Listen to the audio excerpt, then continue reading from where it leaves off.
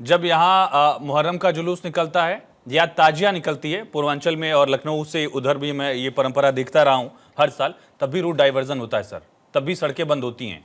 आप ये कह लीजिए कि इस दिन बंद होता है, इस दिन नहीं बंद होता है, ऐसी बात नहीं है। पुलिस को जो भी लगता है, प्रशासन को जब भी लगा, किसी की भी सरकार रही हो, रूट डाइवर्जन हमेशा हुए हैं। हाँ। तो ये व्यवस्था अगर बनाई गई है तो सबकी सहूलियत के लिए बनाई गई है। हाँ, आपको लग रहा है कि आपको टारगेट किया जा रहा है क्या? आप बताइए, क्या ताजिया के लिए रूट डाइवर्जन नहीं होता है? क्या मुहर्रम के जुलूस के लिए रूट डाइवर्ट नहीं हुआ कभी आज तक देश में? हाँ देखिए आयुष जी, देखिए पुलिस प्रशासन की अपनी नैतिक जिम्मेदारी है कि सौहार्द बनाए रखे, उसके साथ साथ हर देशवासी की भी नैतिक जिम्मेदारी बनती है कि सौहार्द बनाए रखे। लेकिन ये क्या होता है कि जब हिंदू धार्मिक जुलूस निकलता है तो हम मस्जिदों को कवर्ड कर दिया जाता है। भाई क्यों कर दिया जाता है? मैंने बताया तो रूट डाइवर्ट होता है, नहीं, तो रास्ते बदलते हैं। रूट डाइवर्जन करने पे क्या मस्जिदों को कवर कर दिया जाएगा? नहीं भाई, जब अगर मुस्लिम धार्मिक मुहर्रम के जुलूस निकलते हैं, हम लोगों ने कभी भी किसी भी मंदिर को कवर करने की बात नहीं कही, क्योंकि हम लोग जानते हैं क्योंकि हमारे हिंदू भाइयों की आस्था है। क्योंकि मुहर्रम में रंग नहीं उड़ते हैं, क्योंकि ताजिया के जुलूस में रंगों की जरूरत नहीं होती है। दोनों में फर्क है त्योहार में। होली का त्योहार रंगों का, रंग उड़ता है, गुलाल उड़ाए जाते हैं। ताजिया जो है वो गमी का एक त्योहार या प्रतीक कह लीजिए। मुहर्रम भी गमी का है ना? उसमें कोई जश्न तो मनता नहीं है। मुझसे बेहतर आप जानते हैं उस त्योहार को। हाँ बिल्कुल, आपकी तो दोनों में फर्क है। हाँ, बात आपकी। तो जब मुहर्रम पे रूट डाइवर्ट होता है, ताजिया के लिए रूट डाइवर्ट होता है, तो वो भी व्यवस्था के लिए होता है। और जब यहां पर भी ये किया जा रहा है, व्यवस्था के लिए किया जा रहा है। उससे पर्सनली आप कह रहे हैं कि मुसलमानों को टारगेट के लिए किया जा रहा है। ये किसी धर्मगुरु ने तो कहा नहीं कि हिंदुओं को टारगेट किया गया अगर रूट डाइवर्ट हो गया।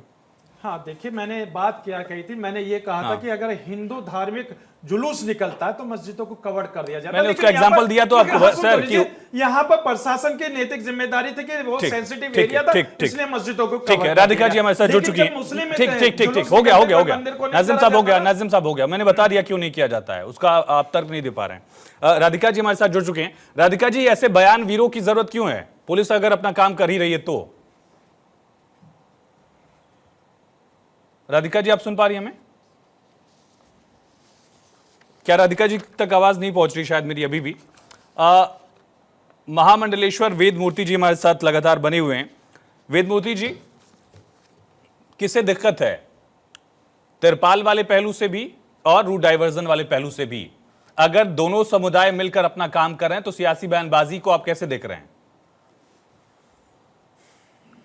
सर्वप्रथम समस्त हिंदुओं का सबसे बड़ा महापर्व होली पर्व, ढेर सारी शुभकामनाएं, बहुत बहुत बधाई। मंगलम भगवान विष्णु, मंगलम गरुड़ध्वजा, मंगलम तरीकाक्ष, मंगलाय तनोपरि।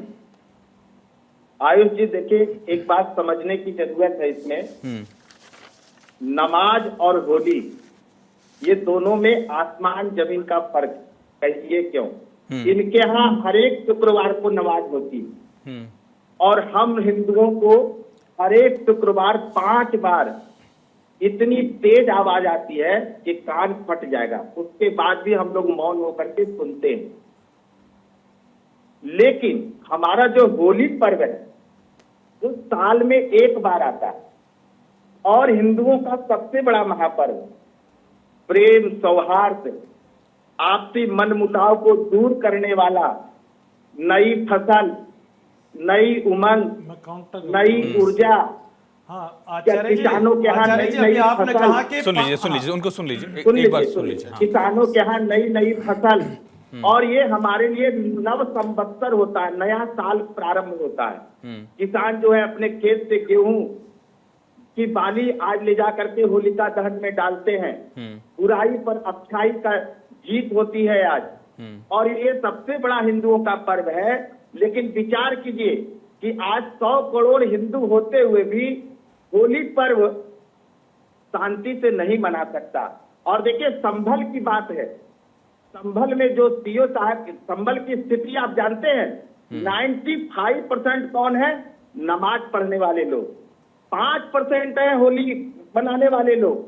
जहां जहां ये स्थिति हुई है वहां तो वेद मूर्ति जी, अगर 95% लोगों ने ये मान लिया कि हम नमाज अपनी 12 बजे की बजाय 2:30 बजे पढ़ लेंगे, तो फिर बवाल क्यों है? उन्होंने तो बड़ा दिल दिखा दिया। आज देख लीजिए, अगर आप देश मैं राधिका जी आ रहा हूँ। बोलिए आज बोलिए देश जल्दी में बोलिए। हाँ। सारी जगह ये स्थिति है, और नमाज पढ़ सकते हैं सब जगह, लेकिन हम सब जगह होली नहीं खेल सकते।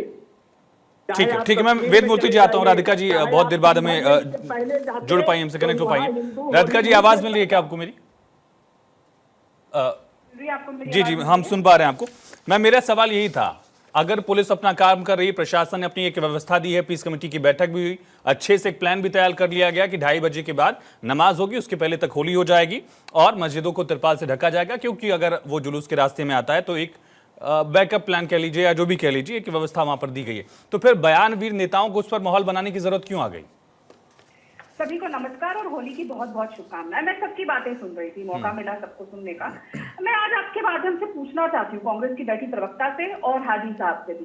तमिलनाडु के पेरम्बूर जिले के कलाथुर गांव है, वहां पर 70% मुस्लिम आबादी है और उस गांव में ये टिकट निकाला गया कि क्योंकि यहाँ पे 70% मुस्लिम आबादी है तो किसी भी मंदिर में ना पूजा अर्चना होगी, ना कोई दिवाली का जुलूस, ना कोई होली का जुलूस, ना कोई हिंदू अपना त्योहार मना सकेगा, ना लाउड स्पीकर लग सकेगा। लाउड स्पीकर थोड़े मंदिर के अंदर पूजा भी नहीं हो सकती।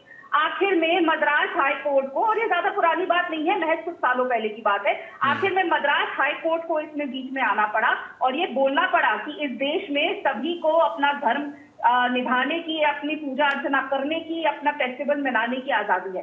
तब क्या इन दोनों की कैंची जैसी जबान चली थी? तब क्या इन्होंने निंदा करी थी? नहीं करी थी। जब तेलंगाना की सरकार ने इस बार रामनवमी पर जुलूस निकालने से मना करने का डिक्टेट निकाल दिया, ये तक कह दिया कि दिवाली पर कोई भी शोभा यात्रा नहीं निकलेगी, कोई बाहर नहीं मनाया जाएगा, तब किसी की कैंची जैसी जबान चली नहीं। लेकिन जब होली आएगी तो चाहे कथाकथित कांग्रेस हो, समाजवादी पार्टी हो या सो कॉल्ड सेक्युलर लोग होंगे, कहेंगे होली कर रही, पानी वेस्ट होगा, होली मत खेलिए, रंग मत लगाइए क्योंकि रंगों से लोगों को तकलीफ है, दिवाली पे पटाखे मत चलाइए क्योंकि पोल्यूशन होगी। क्या कभी किसी हिंदू समाज के लोगों ने पीटा को इकट्ठा करके ये कहा कि भैया ईद पे आप किसी की बलि मत दीजिए? इसने नहीं कहा, क्योंकि हम रिस्पेक्ट करते हैं आपकी भावनाओं का, आपकी जो रिलीजियस प्रैक्टिसेस है उसका। लेकिन जब हिंदुओं की बारी आती है तो सारा सेक्युलरिज्म जाग जाता है। जब तमिलनाडु में हिंदुओं को अपने ही देश में पूजा अर्चना करने से रोका जाता है, तब हाजी साहब कहाँ थे? बड़ी बड़ी बातें कर रहे थे कि हम तो नमाज कहीं भी पढ़ सकते हैं, तो हम हिंदू क्या अपने मंदिर में पूजा नहीं कर सकते? अब आप तय करेंगे कि हम कहाँ पूजा करेंगे या कहाँ नहीं करेंगे। बात आप करते हैं कि हम अम्बेडकर साहब के, BR अम्बेडकर जी के पार्टी से आते हैं, हम संविधान से चलते हैं। वो अलग बात है कि राहुल गांधी खाली संविधान की किताब लेकर चलते, एक जर्नलिस्ट ने बखूबी उनको एक्सपोज किया। लेकिन जब आप अम्बेडकर जी का नाम अपनी जबान से लेते हैं, तो जब आपके पार्टी के राष्ट्रीय अध्यक्ष के सुपुत्र जो कर्नाटक में मंत्री हैं प्रियांक खड़गे, वो कहते हैं कि सनातन धर्म एक बीमारी है, एड्स और डेंगू की तरह, और उसे नष्ट कर देना चाहिए, तब राहुल गांधी की जबान क्यों खुल जाती है? सब चीज। लेकिन अगर कोई भी शब्द कोई भी नेता मुसलमान के लिए कह दे तो सबसे पहले बयान आएगा राहुल गांधी का, उनके प्रवक्ता आके यहाँ उछलेंगे और हाजी साहब जैसे आके विशेषज्ञ आके बोलेंगे अरे ऐसा नहीं हो सकता। बोले थे क्या आप जब तेलंगाना में ये दिक्कत आया था? तमिलनाडु की सरकार ने जब दिवाली में कहा था कि कोई शोभा यात्रा नहीं निकलेगी, लेकिन फिर भी वहां पे पॉलिटिकल प्रोसेशन होती रही, तब आप नहीं बोले। आज जब वेस्ट बंगाल में मना किया जा रहा है कि होली नहीं मनाई जाएगी, तब आते, तब नहीं बोलेंगे। गरिमा जी ठीक है, मैं आता हूं, पहले एक बार गरिमा जी इसका जवाब दे। गरिमा जी जवाब दीजिए। सनातन को टारगेट तो इंडिया अलायंस के नेताओं ने किया है, तो फैक्ट है। चाहे प्रियंक खड़गे की बात कीजिए, स्टालिन साहब तो रोज ही कह रहे हैं, अभी रुपए का साइन भी हटा दिया उन्होंने। होकर आप राधिका जी को सुन रहे थे, मुझे भी जरा एटलाइंस अपनी बात खत्म करने दीजिए। प्लीज बोलिए। कोई टोकेगा नहीं। बोलिए हाँ ठीक बोलिए हाँ। देखिए राधिका खेड़ा जी को ये समझना होगा कि ये पैनल डिस्कशन है और यदि उन्हें सम्मान चाहिए तो सम्मानजनक शब्द इस्तेमाल करने पड़ेंगे। ये कैसी कैसी जुबान और ये इनकी संस्कृति और संस्कार बहुत अच्छे से बता रहे हैं कि इनका ब्रॉटअप क्या है। कैसी कैसी जुबान किसकी है किसकी नहीं, वो सबने देखा। मेरा ब्रेकिंग अप तो बीता कांग्रेस पार्टी में था। ठीक है, बारी बारी से बोल लेते हैं, बारी बारी से बोल लेते हैं, बारी बारी से बोल लेते हैं। ठीक है, बारी बारी से बोलेंगे, बारी बारी से बोलेंगे। गरिमा जी आपस में चर्चा नहीं करनी है आपका। गरिमा जी आपस में चर्चा नहीं करनी है। गरिमा जी ठीक है, आप अपनी बात रखिए। गरिमा जी आप अपनी बात रखिए, राधिका जी अपनी बात रखेंगी, अपनी बात रखिए, अपनी बात रखेंगे, अपनी बात रखेंगे। ठीक और हिंदुओं के तमाम पान पीने साथ खड़ा होता है। मैं या तो राहुल गांधी को दिखाइए, प्रियंका को दिखाइए, अगर हिम्मत है तो अपने राष्ट्रीय अध्यक्ष को लेके हिम्मत दिखाइए, मेरे को दिखाइए। It is disgusting कि